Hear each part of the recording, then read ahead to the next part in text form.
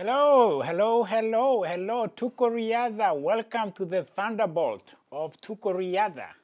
This is your friend JKKC.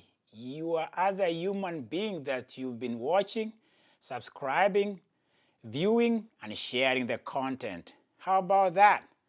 To all my Muslim brothers, sisters, and all nationalities around the world, Juma Mubarak. Allah Akbar indeed to you, friends, and everybody that celebrates the Friday in a special way. To the Sabbatarians, as usual, get ready to meet thy Lord. It's me, my friend.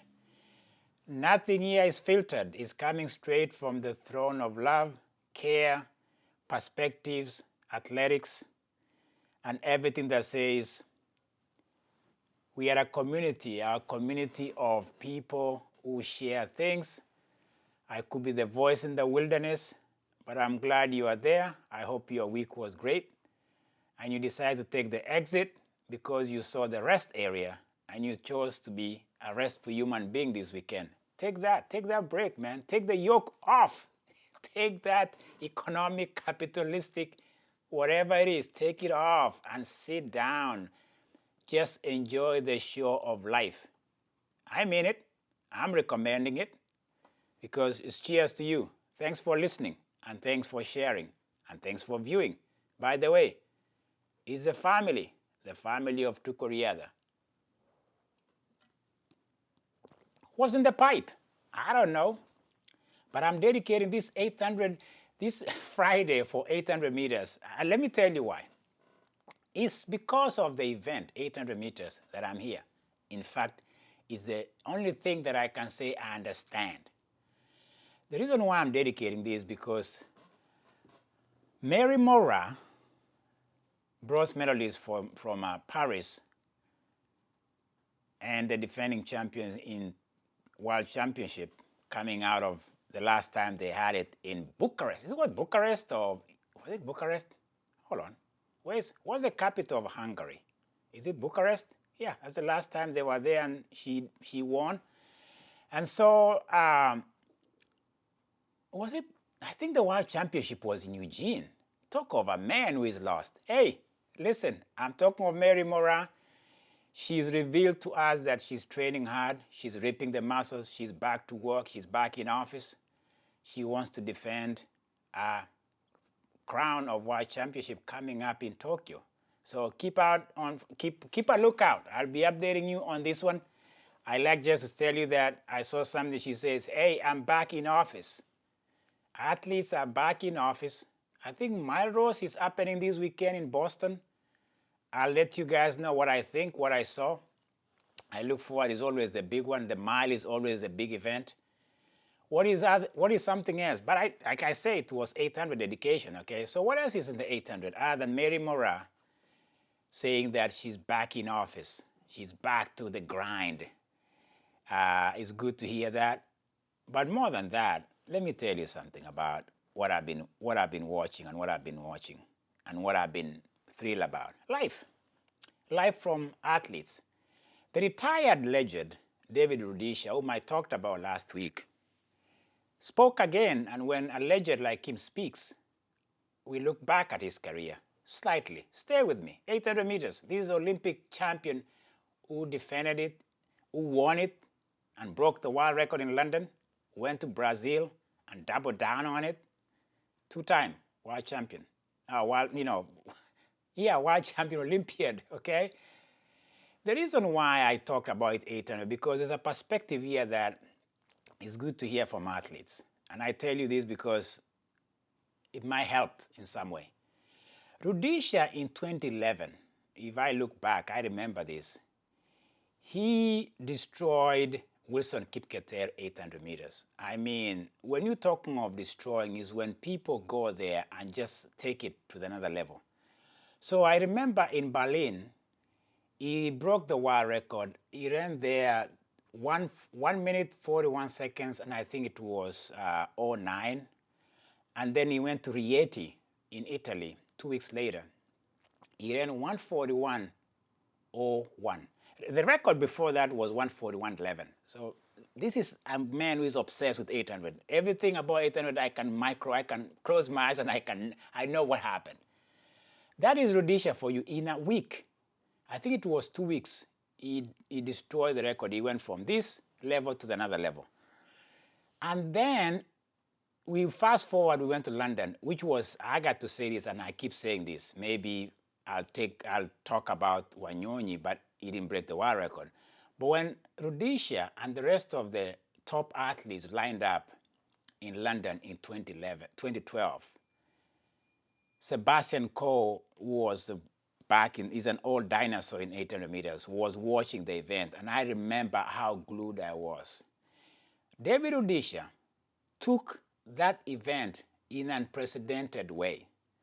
I've watched it so many times, maybe I'm overdoing it. You guys watch movies more than once. I watch some events in track and field more than once, so we are in good space here. I remember Rhodesia lining up, warming up, just like any other Maasai warrior.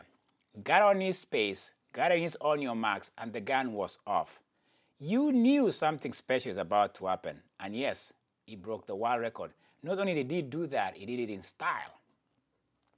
He went wire to wire. And if you haven't watched it, I recommend it for those who love track and field. Watch 800 meters finals, 2012, London, David Rhodesia. If you love track and field, that's where it's at.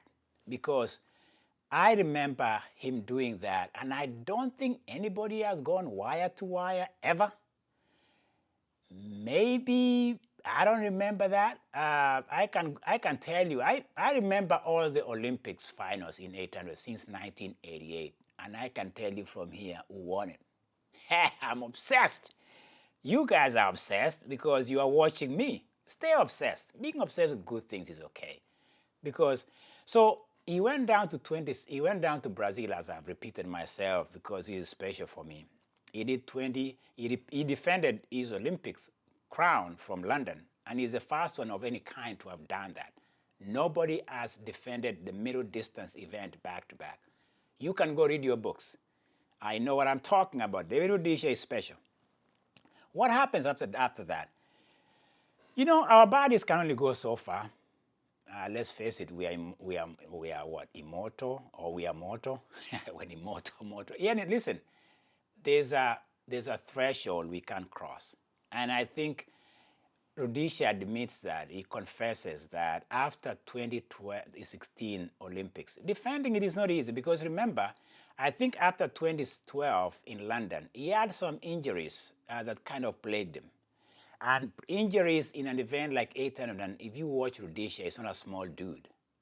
So it takes a toll on people like him because of the impact. And one thing you've noticed about him, and I think people have calculated, is that you could count the strides in the 2 laps he did, and they were always consistent. He never chopped it.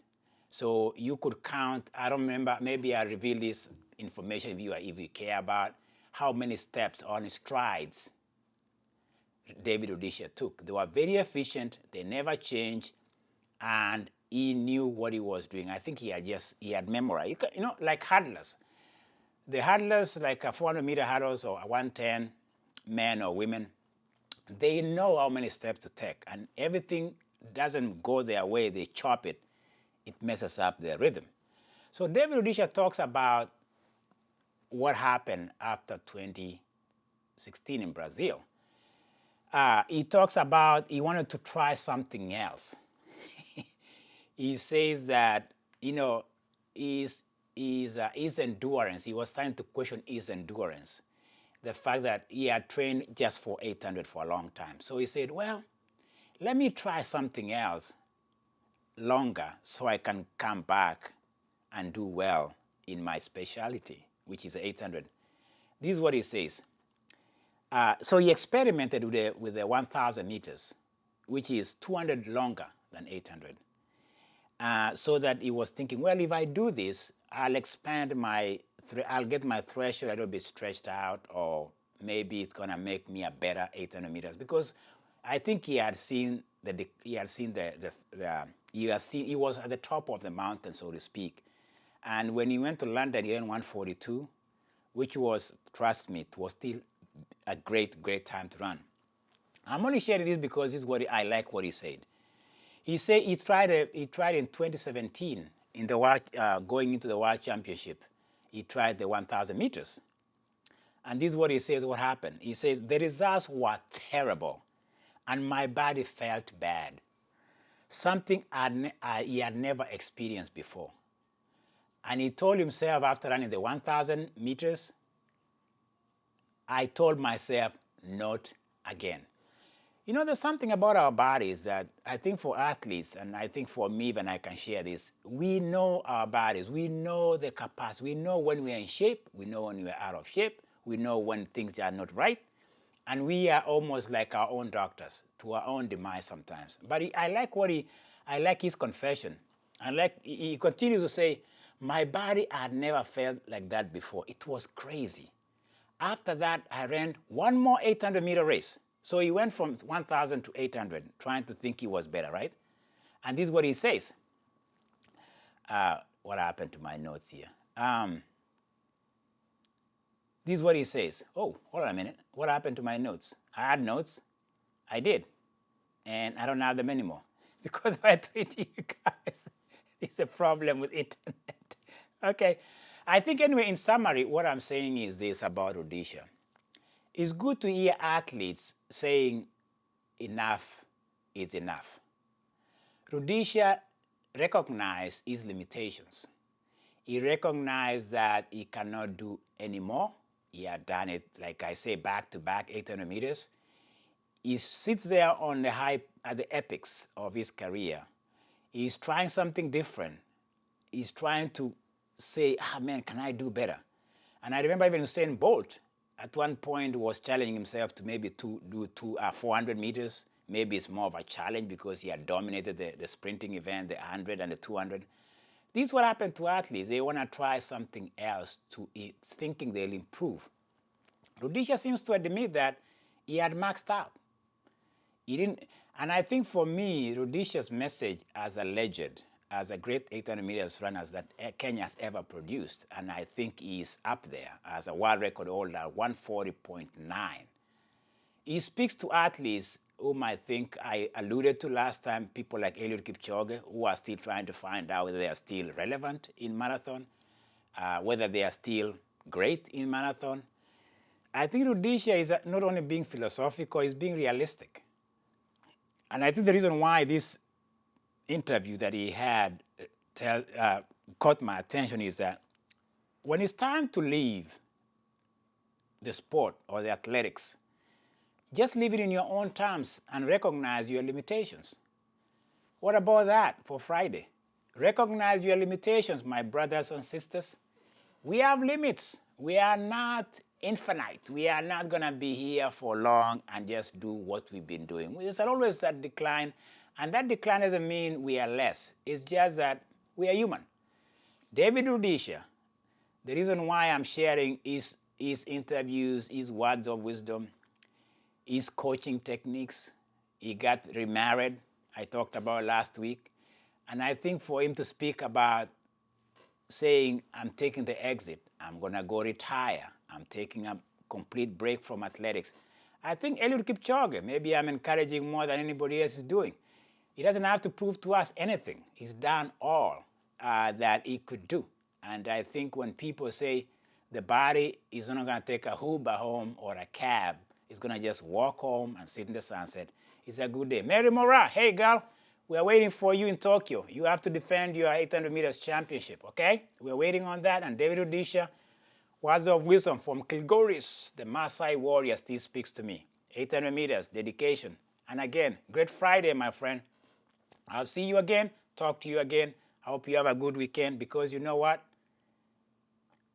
We love each other. Keep subscribing, man. Keep sharing. And don't hesitate to tell your neighbor that you have a good channel. It's called Tuko Riadha. It's another episode of 103. See you later. Bam!